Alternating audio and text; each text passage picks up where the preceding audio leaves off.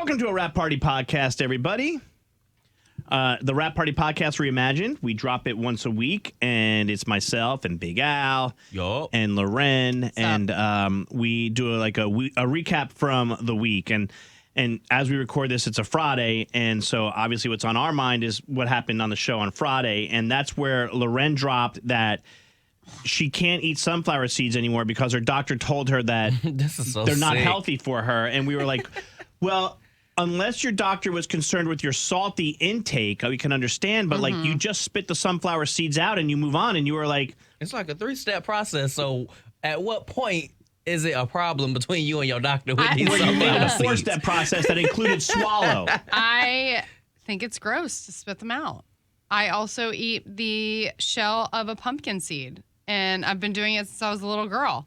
I equate that to like taking like a whole orange and like eating the peel. Yeah, or like a banana. Yeah, or like taking like a crab leg and then being like without, you know what I'm saying, cracking the crab leg. But it's not like I take a whole handful of sunflower seeds and throw it in my mouth and then chew that. You would never even be able to swallow that. I eat sunflower seeds one at a time. You just find it gross to spit the sunflower seed out. Yes, at that point I might as well be dipping.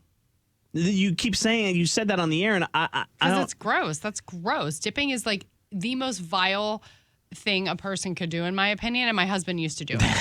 And I was like, if you want any of this ever again, that needs to stop. Does he chew sunflower seeds? Yeah. Does he spit them? I don't know, actually. Yes, of course he does, because he's a normal. Let me text him. He's a normal human being. He does. I don't know anybody who. You eat the whole. Oh, my God. He's like, what the hell are you guys talking about? So what's one thing that you do that most people probably don't do? That's a good question, Big Al.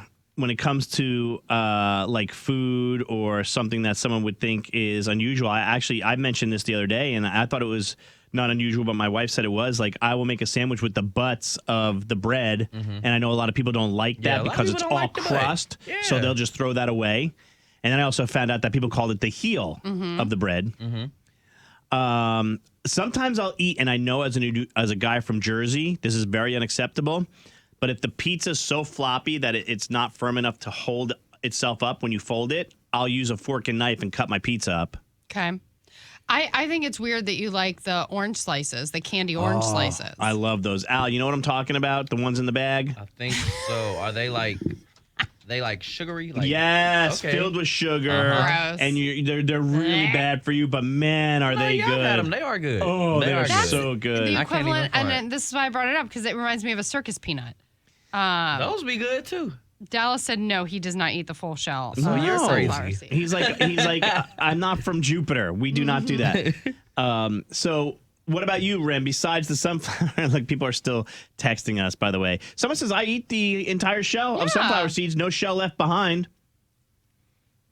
You just got to make sure you chew them up real good. How long are you chewing one shell? Oh, a long time. Like a small bag of sunflower seeds will last me all day. I had a friend, Big Al, who his dad taught him to do this, so he followed suit. And he would cut a donut up with a fork and knife. Eat the damn donut. No, hold on. He ate it because like a cake. If it has a lot of icing on it, I might not want to get into all that. I don't know. I ain't never met a donut that ain't saw the end of its life with me. And I mean quickly. You're eating it with your hand. Yeah. What about a bagel? You put cream cheese or butter on a bagel. Are you a split it, or do you make it a sandwich and eat it smushed together? It's not a sandwich unless it's like from Einstein's and it has some kind of meat and or other like egg or something on it. Right. And that's the only way I really eat a bagel, so. Okay. Yeah. Otherwise, it's open-faced. See, and I don't do open face. Okay. Yeah, I will, because I like to savor it. You know, in Jersey, they fill it with cream cheese or butter. Then they slice it, then they cut it in half, so you could have four quadrants of it, or you can eat it, you know, like a half sandwich. Yeah, it's good. It's good. And then the other thing that happened this week, which I thought was pretty interesting, was we did Date 'Em or Dump 'Em, and we did Date 'Em or Dump 'Em with a guy who said that he went out with someone. His name his name was Brett, I believe. And Brett said that he went out with someone who basically used him for his truck, which I thought was so funny because when you're out on a date with somebody, it took him a minute to realize that, wait a minute here, maybe I am being used. He said, because they met at the Goodyear tire shop, so she knew he had a pickup, so they got each other's Insta. He reached out to her, and he's like, hey, you want to go out on Saturday? She's like, sure. Can you help me get my bike to get to the bike shop to get tuned up? She had a lot of, like, things going on with her transportation. They met at the Goodyear, and then she needed, what? You said something for her bike? Her mountain bike needed to be tuned up. She got a lot of transportation issues. Yeah. Do you think, Loren, based on that Date 'em or Dump 'em, and we do it 8:05 Wednesdays where we decide people's date fate, it's a fantastic segment if you haven't heard it. Do you think that she had the whole day planned out ahead of time? Because we were both like, oh, dude, you were used. But there was another reason why we thought that. We'll tell you in a second. I think there's a possibility that she had her day like planned out, but then she was like, oh, I do kind of want to hang out with them. So, but let's burn these errands together. Yeah. But the more probable of scenarios is that she was using him to get around. Well, she then, after the bike, said, hey, we should go to Sprouts and get some fruit. So he takes her to Sprouts. They get some fruit. Then he says, hey, I got an idea. Let's go do lunch. He never told us where he did lunch, but he said he picked the lunch place. That's his choice. Mm-hmm. They do lunch. While they're at lunch, she tells him, and I saw this, so she's not lying. There was an article that came out that said Costco dates is becoming a thing, where if you just met someone, you go to Costco and you see what they pick out, you see what you pick out, you load up your cart, and it's kind of like a fun little game. I do think if you look in somebody's Costco cart, it does tell a lot about their life. Oh, absolutely. Absolutely. And what you be buying in the store can sometimes really not be given like a good barometer as to who you are. You don't think it could? No, absolutely not. One time, I feel like they embarrassed me at the CVS across the street because I went there and I realized something. For all the, like, you know how you have to get the people to come open the boxes or whatever. Yeah, everything's locked up now. They will not like call out anything else except for if you on the deodorant aisle. And I'm like, why would y'all do that out here like I'm a musty person? They won't call out anything else. They'll be like, help needed on aisle 4, but they'll be like, help needed in deodorant. So it's like, I know. Bitch, trying to call me musty. Someone go open up the deodorant aisle for this gentleman. Deodorant. Like, y'all, I just was trying to re-up. Like, that's funny. Please, these armpits is not smelling like onions right now. We need talcum powder. My friend needs talcum powder for his balls. Talcum powder for his balls. I'm like, y'all are trying to embarrass people. I told you that when I did the checkout at like one of the grocery stores, they said, would you like to round up? And I said no. And they're like, not rounding up. And I was like, you don't need to call it out. That's my business. Call it out all you want. But I think if you go to the grocery store and you looked in your cart and you're a single person with no kids and you have Trix, Oreos, chocolate milk, Cooper's peanut butter and jelly. Like a 5-year-old. You're dating an immature person, yes, or agreed. Potentially Maney before he was married. So while they're at Costco, she's finished with the Costco run on this Date 'em or Dump 'em, and then she says, "Whoops, I gotta go." Whoops. This is what makes me think she was using him. Agreed. She then tells him that her friend just texted her and needs to come over to her house because she's having issues with her boyfriend. So she's like, I gotta run. This is giving, girl, text me real quick and say that you and your boyfriend having issues. Which is so I can dip bullshit because they spent the whole day together. Girl, can I get a little gas money or something? Because you done dipped up out of here and we ain't so even. He said that was our first date. We hugged. And then she said, let's get back up together again soon. And she went off. Most of the people were like, bro, you were used. Couple people were like, maybe she did have an issue. Let's not cancel the fact that her friend might have had an issue that day. And he's, two things can be true. He's too new to the group to let him be involved in that drama. Mm-hmm. So, and then the other people were like, let her reach out to you next. You don't reach out to her. She's going to reach out when she needs to go somewhere. Okay. I said she's going to reach out when she needs that bike picked up from the shop after it got dropped off. Yep.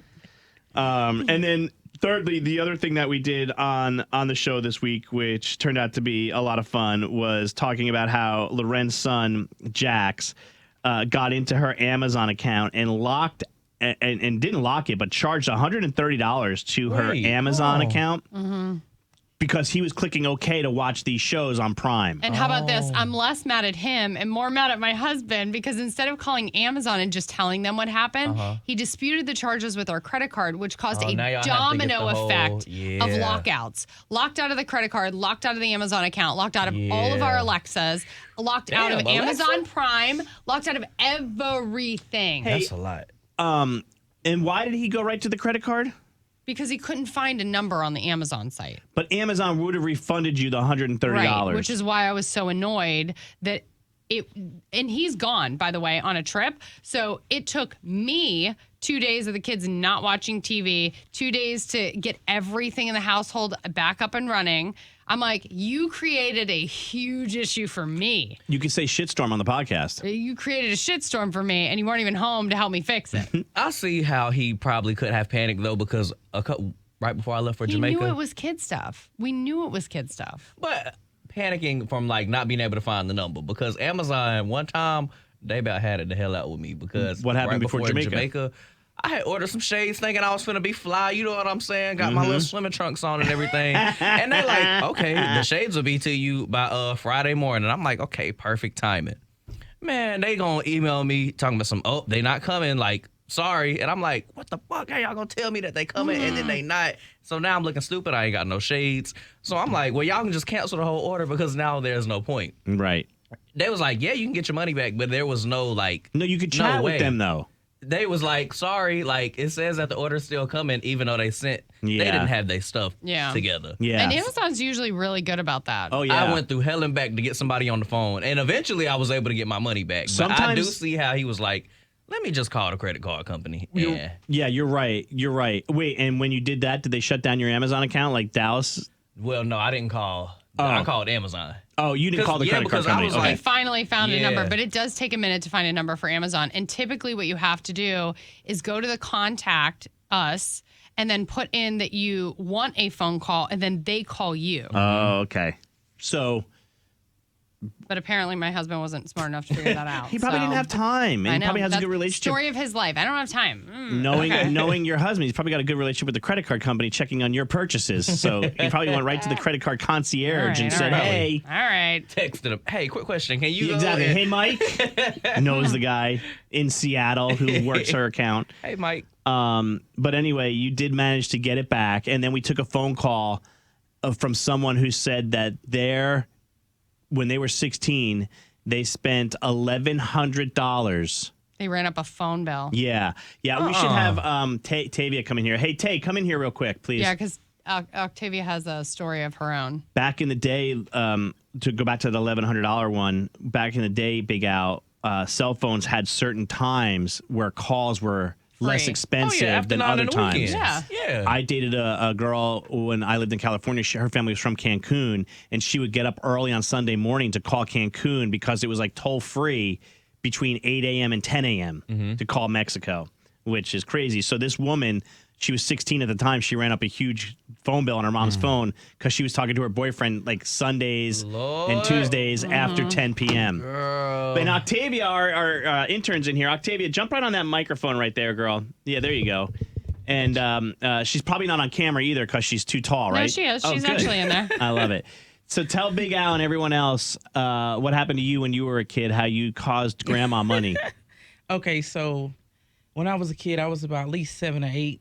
I had ordered $550 worth of Little Nicky. No, the movie about the devil's son. What? She said she loved that movie. $500 worth of Little Nicky. I did. Yeah, my grandma beat me every time she thought about it. So, yeah. Little Nicky? Yep. The Adam Sandler movie. And that's the only thing you were ordering? Yeah. It was like $20 a pop, probably $19.99 or something like that. It was a lot. Yeah. And you just watched it back to back to back to back. I just kept ordering it, reordering it, I ain't gonna lie. You like that movie too? I like the movie, but I don't know if I like it to be spending $550. You said $550? Yeah. She was little. And then tell Big Al what you did with the money. Oh, yeah. So my grandma had got paid, and she had one $20 bill left. And I cut it in little tiny pieces. And it was like shredded, like it went through a shredder. Oh, my goodness. This was 2 weeks ago, by the way. No, I'm kidding. That's what I said, though. I was like, that is the most Jackson thing I've ever heard. Like, Jackson would go in his piggy bank and, like, cut up a bunch of money thinking, like, it was fun. Ass whooping. Yeah. And I know you're not supposed to be talking about whooping kids because they be getting y'all in trouble and stuff now, but discipline in some form. Because that's crazy. Yeah, she beat me every time she thought about it. Okay. I feel like if Adam Sandler was here, he would thank you. Oh, yeah. Because Little Nicky wasn't one of his better movies ratings-wise. Yeah. It's on Rotten Tomato, with a pretty high score. But Tay wanted to watch it back to back to back. $500 worth of Little Nicky. Yeah, that's all my family laughs and talks about it to this day. So so we gotta get you. Everybody probably laughed but your grandma. She probably yeah. And my 20, don't forget. And my 20. Gosh, you should at least meet Adam Sandler for that. Yeah, I want to. I really do. All right, we'll try and set that up for you. All right, anyway, that's a Rap Party podcast, everybody. Hopefully you had a great week and have another great week next week.